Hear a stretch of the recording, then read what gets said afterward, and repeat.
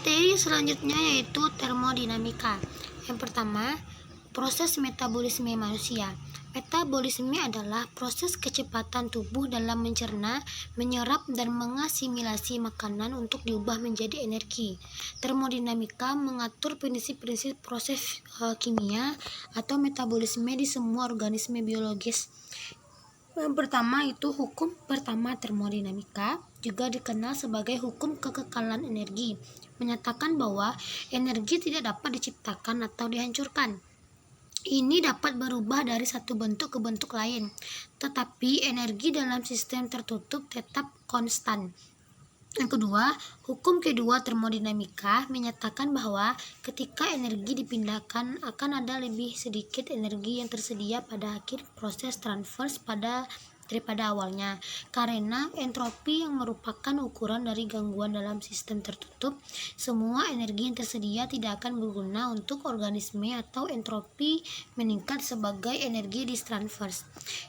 Selanjutnya, faktor terjadinya metabolisme dalam tubuh sebagai berikut. Yang pertama, metabolisme basal. Metabolisme yang berkaitan dengan jumlah kalori yang dibakar dalam tubuh. Energi ini sebagai modal tenaga untuk melakukan aktivitas sehari-hari. Yang kedua, need atau non-exercise activity thermogenesis, aktivitas non-latihan termogenesis, di mana metabolisme ini berkaitan dengan semua kalori yang dibakar ketika perasaan khawatir atau menggigil. Yang ketiga, aktivitas manusia. Metabolisme yang dipengaruhi oleh aktivitas manusia dalam pekerjaan sehari-hari maupun olahraga rutin. Kedua, hukum pertama termodinamika. Suatu pernyataan mengenai hukum universal dari kekekalan energi dan mengidentifikasi perpindahan panas sebagai suatu bentuk perpindahan energi. Hukum satu termodinamika dalam proses biologi menyatakan bahwa total energi di dalam sistem yang terisolasi atau jagat raya akan konstan. Energi tidak dapat diciptakan maupun dihilangkan, tetapi dapat diubah dari satu bentuk energi ke bentuk energi lainnya. Di dalam suatu sistem tertutup, suatu ruangan tanpa adanya pertukaran energi melalui pembatas ruangan tersebut berisi sejumlah energi E. Kandungan energi di dalam ruangan ini tetap. Terus yang ketiga, hukum kedua termodinamika menyatakan bahwa ketika energi dipindahkan akan ada lebih sedikit energi yang tersedia pada akhir proses transfer daripada awalnya, karena entropi yang merupakan ukuran dari gangguan dalam sistem tertutup. Semua energi yang tersedia tidak akan berguna untuk organisme. Terus hukum dua termodinamika ini dalam proses biologi menyatakan bahwa terjadinya degradasi energi atau energi yang dapat dimanfaatkan untuk kerja. Tidak dapat dihindarkan, energi berubah menjadi energi panas.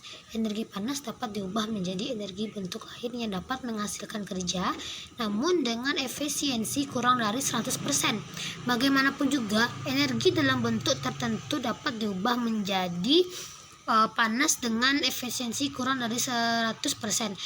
Termodinamika 2 ini yaitu energi berkualitas kurang dari 100%. Maksudnya termodinamika 2 ini yaitu energi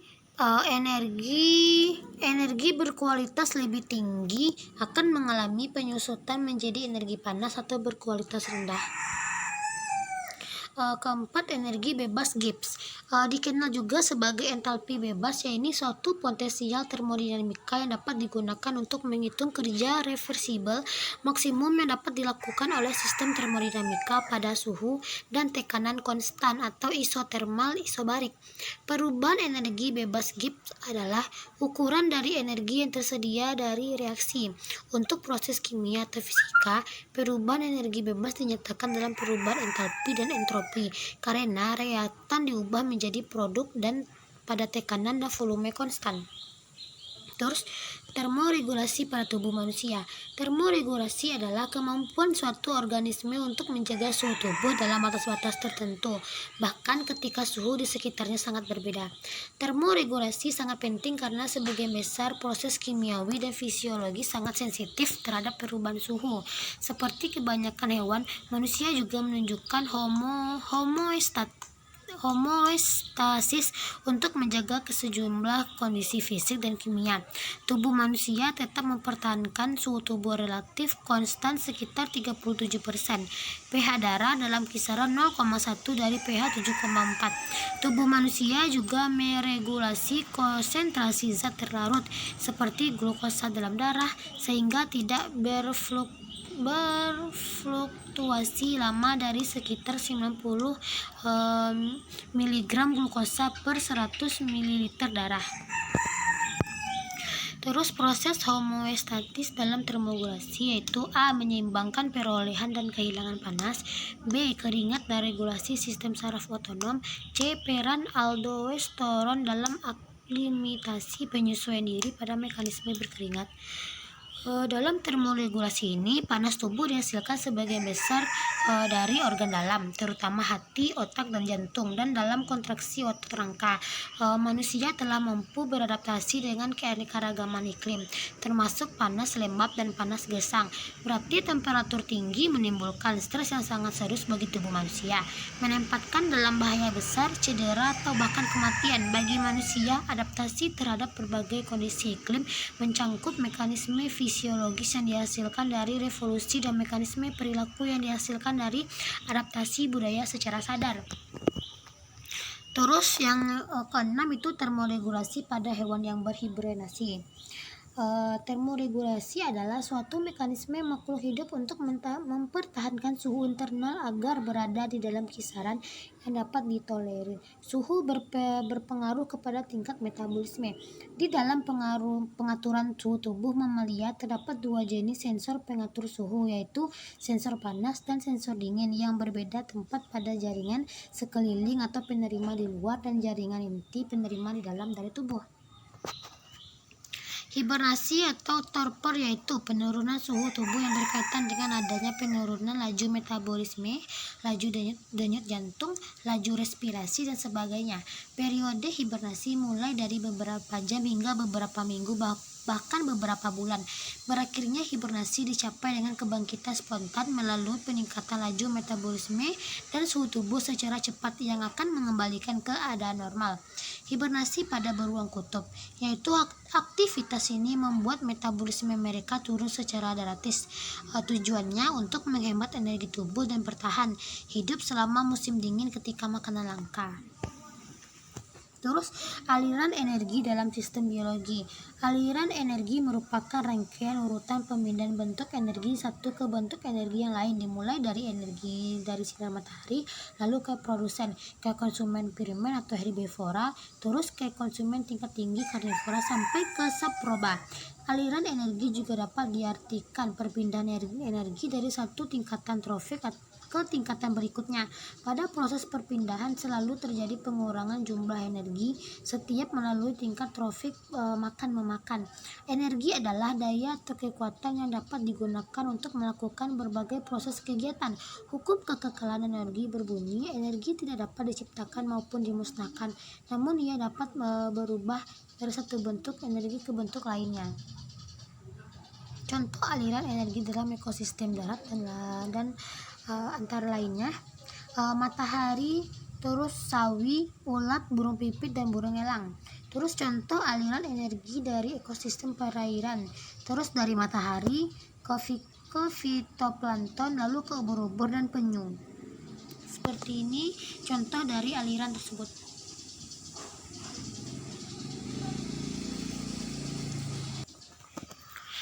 Lalu yang selanjutnya yaitu materi terakhir berjudul membran sel. 1. Menjabarkan konsep fisika dalam membran. Struktur membran sel. Secara umum, struktur membran sel terdiri dari beberapa komponen, yakni sebagai lipoprotein, glikoprotein, glikolipid, dan dua lapis fosfolipid. Membran sel merupakan lapisan yang melindungi inti sel dan sitoplasma. Membran sel membungkus organel-organel dalam sel. Terus yang kedua, menjelaskan konsep transport aktif pada membran. Di sini ada dua, yaitu transport pasif dan transport aktif. Transport pasif merupakan sistem transportasi sel yang tidak menggunakan energi, melainkan secara langsung dan spontan. Berarti transport pasif ini itu tidak menggunakan energi, tapi dia langsung dan spontan. Dalam transport pasif, zat yang ditransportasikan adalah zat-zat nonpolar seperti glukosa, air, dan oksigen. Seperti contoh di gambar ini. Terus ada yang kedua, transport aktif merupakan sistem transportasi zat yang membutuhkan energi. Nah, bedanya transport aktif dan pasif ini, kalau pasif tidak menggunakan energi, sedangkan transport aktif ini menggunakan energi. Terus transport aktif berkebalikan dengan transport pasif yang mengendalikan sifat dari zat yang berpindah dari konsentrasi rendah ke konsentrasi tinggi. Yang ketiga, menjelaskan konsep difusi pada membran. Pengertian difusi adalah peristiwa mengalirnya atau berpindahnya suatu zat dalam pelarut dari bagian berkonsentrasi tinggi ke bagian berkonsentrasi rendah. Jenis-jenis difusi ada dua. Difusi biasa. Difusi biasa ini yaitu sel ingin mengambil nutrisi atau terjadi pada molekul atau partikel hidrofobik atau tidak berpolar. Yang kedua, difusi khusus terjadi di sel yang ingin mengambil nutrisi, terjadinya di partikel yang punya polar atau ion. Selanjutnya, menjelaskan konsep osmosis pada membran. Osmosis adalah proses perpindahan molekul zat pelarut, khususnya air, dari tempat yang berkonsentrasi rendah menuju tempat berkonsentrasi tinggi yang melewati sekat atau membran selektif permeabel.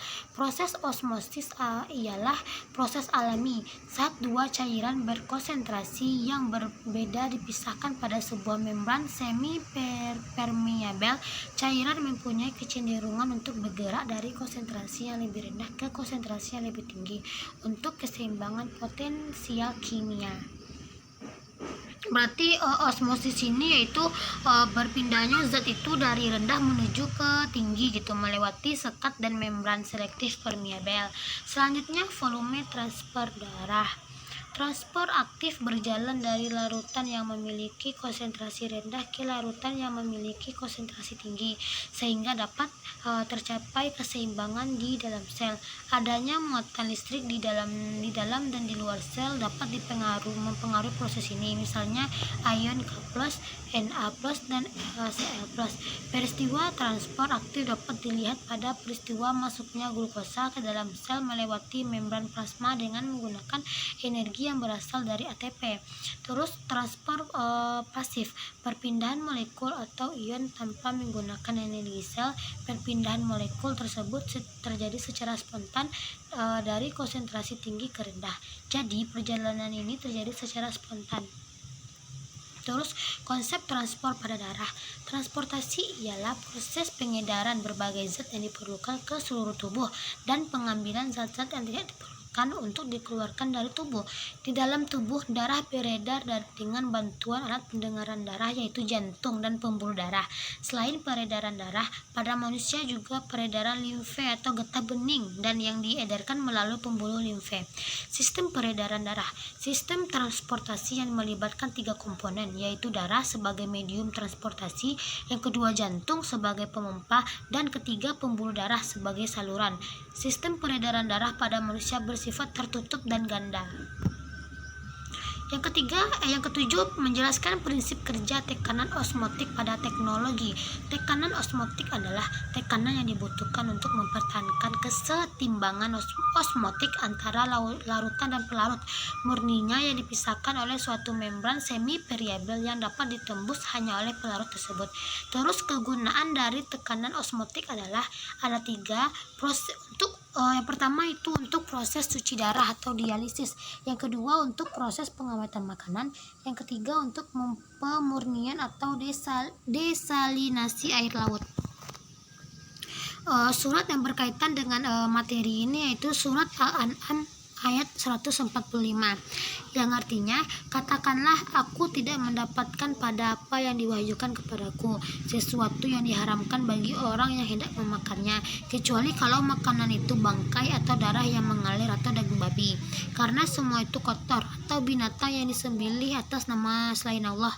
Namun barang siapa dalam keadaan terpaksa sedangkan ia tidak bertindak zalim dan tidak pula melampaui batas, maka sesungguhnya sesungguhnya Allah Maha Pengampun lagi Maha Penyayang. Surat Al-An'am ayat 145. Di sini yang artinya itu mengkonsumsi darah dapat mengakibatkan jumlah sisa-sisa yang harus dikeluarkan, bertambahnya beban kerja bagi organ-organ tubuh seperti hati, ginjal, usus dan lainnya, dan munculnya beberapa penyakit berbahaya dan mengakibatkan kematian. Baiklah, sekian dari hasil presentasi saya. Bila ada kesalahan saya mohon maaf. Assalamualaikum warahmatullahi wabarakatuh.